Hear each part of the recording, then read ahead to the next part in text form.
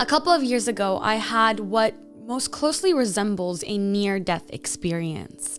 And this near-death experience has made me so incredibly grateful for being here, for being alive and being on earth. And that is because putting death in juxtaposition with life always casts this beautiful light onto life and to the meaning of life and why we're here and what it feels like to be alive. And yet we don't muse about death nearly enough to constantly remember the miracle of life. Hello, my loves. Welcome back to my channel. If you're new, I'm Leeor Alexandra. Welcome to the B community. On this channel, we talk about spirituality, self-development, law of attraction, and so much more. Today, I want to talk about death.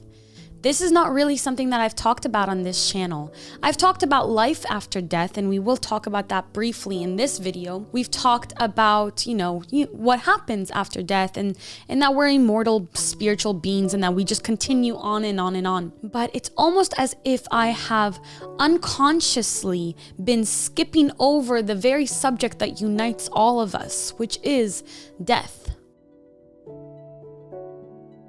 I do want to go into an exploration of death on this channel. Aside from focusing on love, manifesting love, becoming love, death is the only real constant in life, right? It's the one inescapable thing that we're all going to have to face at one point or another.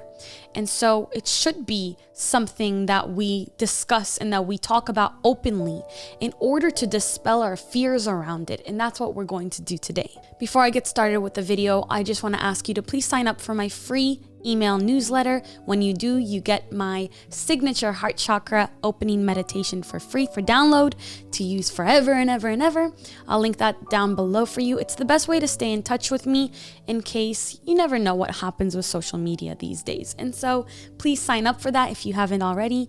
I'll send you some love letters. So John O'Donohue said that paying attention to death reminds us of the incredible miracle of being here, where we're wildly and dangerously free. And I feel that in my soul because on a wild night in the jungle, this is what I was talking about in the beginning, I got as close to death as I ever thought I would before my time to leave this planet arrived, right? I came back from an experience, from this near-death experience, remembering that Earth really is the greatest party in the whole universe and how beautiful and incredible it is to be alive and to be here and to experience this human experience with its lows, its really low lows and its really high highs, the beauty, the pain, the suffering, the celebration, the jubilation, the love, the heartache, all of it is so incredibly beautiful. And it is something that we all signed up for and that we all wanted to experience. We waited so long to be here, to have this experience. And this experience for me led me to being grateful for everything in my life. And of course, there are moments, there are days, weeks, months even, that I forget this realization and that I constantly try to bring myself back to that moment where I was like, oh, right, I'm grateful for this migraine. I'm grateful for ice cream and the great celebration in between. All of it. When we remember that we will die and that everybody dies, that's when we really remember to live. And I know that might sound a little bit cheesy, but let me explain. I love remembering my own mortality because it reminds me of the futility and the senselessness of the diets and the hustling to the point of deteriorating our health and exhaustion and holding grudges and sitting in our despair. I got into a fight with my father recently. We haven't seen each other in a couple of months, and that's very unlike me. Family is number one for me, and my dad is my best friend. My parents are my best friend, and for me to not be talking to one of my family members for even a couple of days is really, really heartbreaking for me, and it took a big toll on my mental health. But our egos were clashing, and neither one of us wanted to be the one to surrender. I went on Instagram the other day, and one of my friends from childhood lost her father a year ago in 2020. I think he got into a car accident. He was young, only 62. And she just posted about how she wishes she had one more day with him, one more birthday with him. And I saw that and my heart broke into little pieces. And I was like, how dare you, Leeor? How dare you let ego? How dare you let a grudge stand in between you and this one experience you get to have this incredible father of yours. And so I put down my ego and I texted him, and we're going to have dinner tonight. And I am welling up in tears thinking about it because I'm so excited, because I need my dad. I need him back in my life, and I need my friends, no matter the little tiffs we get into, and the loved ones in my life, and everybody who makes my life harder, easier, whatever it is, I need them in my life. And we chose each other for a reason, and we're here together for a reason. And so when we reflect on mortality, things become a little bit less serious while simultaneously also being a lot more significant and serious, right? So it's like bills. Okay, cool. I have bills. Cool. I got to pay taxes. Big freaking deal. We're all going to die, right? But at the same time, it's like, oh, grandparents. Oh, best friends, connections, holding hands, looking someone in the eye, buying somebody a coffee, hugging somebody, preparing food for somebody, drawing somebody a picture, calling an old friend, running into somebody, opening the door for a stranger. All those things suddenly become miraculous and magical because of our reflection on death. So someone in my life has recently gotten into the funeral business. And when he first told me about this, I was really thrown off. I was really upset, and I didn't want to hear about it. I was like, don't tell me, do your thing, I don't care. And then I reflected on this, and I realized that the reason why I didn't want to hear about death is because I had deep fear around death, which is not a rare thing, right? It's very common for all of us to be fearing the inevitable, the mystery of what happens when our physical bodies are left, and where do we go next? Do we go anywhere? It's something that's scary, right? So the following day, I remembered that one of my mentors, one of the people that I respect most, who has left his body, Ramdas, did a lot of work with death. He would volunteer at hospice and sit with people as they leave their body and just be with them and comfort them and experience death. He really went up to his fears. He challenged himself to, he recognized, okay, I'm terrified of death. I'm terrified of the concept of death and the inevitability of my own death and my own mortality. So I'm going to go put myself in a situation where I'm confronted with it all the time. And so he sat with these people who are dying. And towards the end of his life, he co-wrote or co-authored a book about death that I'm reading right now. I don't remember what it's called, but I'll link it in the description below if I can remember to do that. The book was co-written before his death, and I started to read it. And in the very beginning of the book, the second author, I'm so sorry that names are escaping me right now. This is kind of just a channeled video, so I'm not really prepared. The second author, the one who wrote this book, because Ramdas was not able to use his body at this point, they were speaking about hearses. You know, hearses, those black, long cars that would take caskets to the funeral home or take a person, pick up a body once they passed from the hospital or from the home or whatever. They would transport bodies, right? These black cars.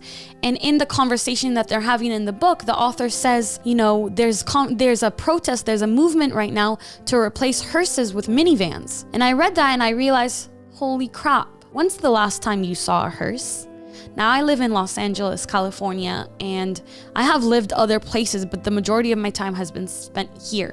But I can say with certainty that at least for 10, 15 years, I have not seen a hearse. I don't know if you have, I don't know if in your town or in your country or your city, that's something that's still being used. But I'm realizing now and having this intense realization that the funeral business has hidden death from us to such an extent that we don't think about it every day. There are people who die every single day. We should be seeing these hearses carrying bodies all the time, but they've been replaced by these nearly invisible minivans and trucks that carry bodies all around us. Death is always all around us, but we're blind to it. We have no idea that a body is being transported on the freeway right next to us because they've erased death from our day-to-day lives. They've so far removed the process of dying from us.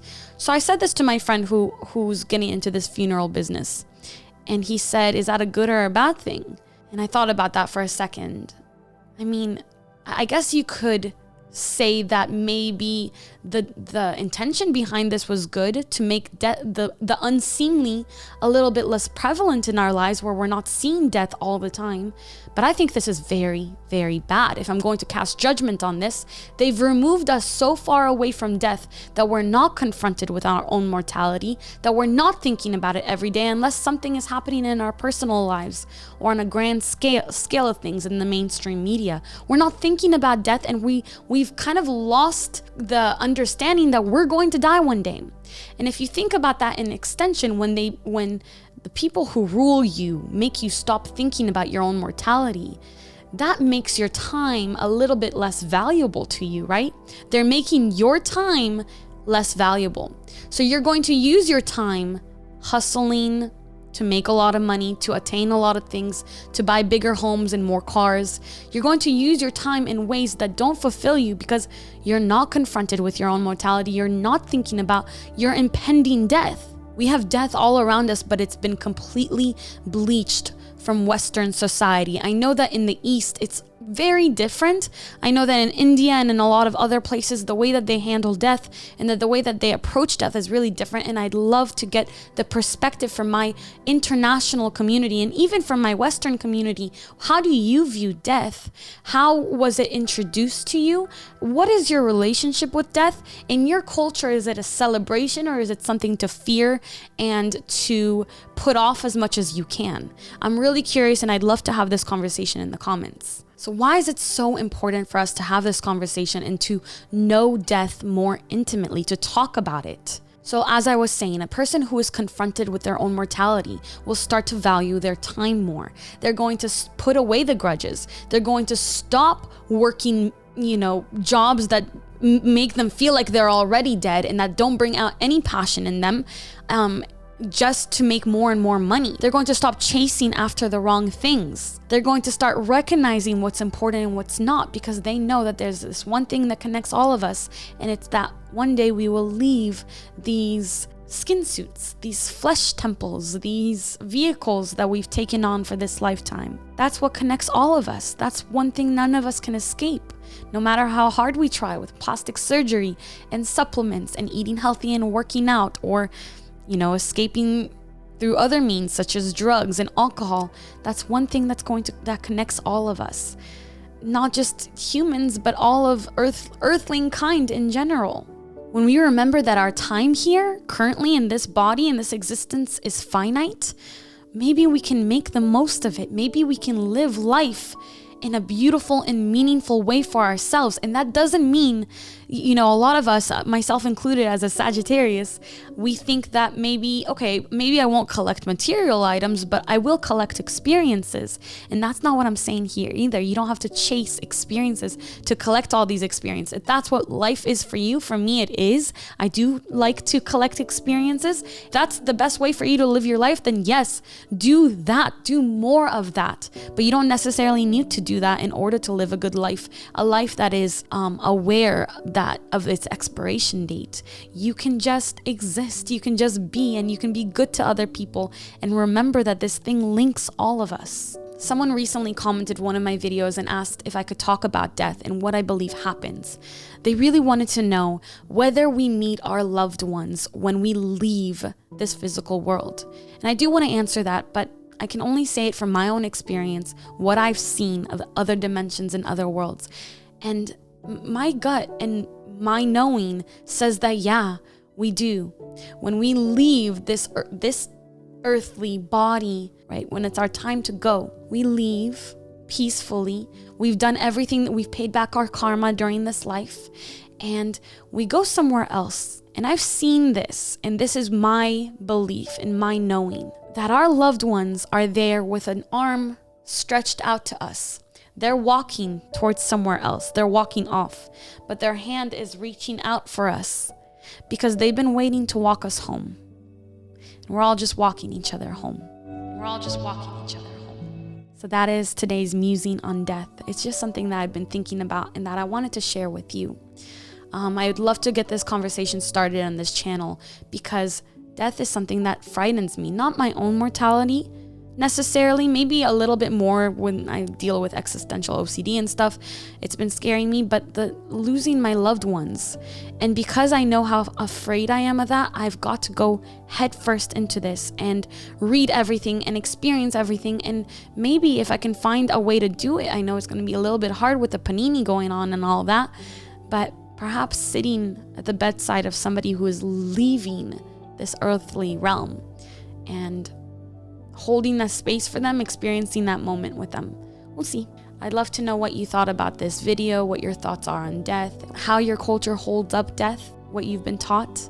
Let's talk about it. And please, if you like this video, if you give it a thumbs up, it really helps. The algorithm really likes that. The algorithm likes comments. And if you haven't subscribed yet, I'd really appreciate that. I love you so much. Thank you for spending some time with me today. And until next time, keep your vibrations way up.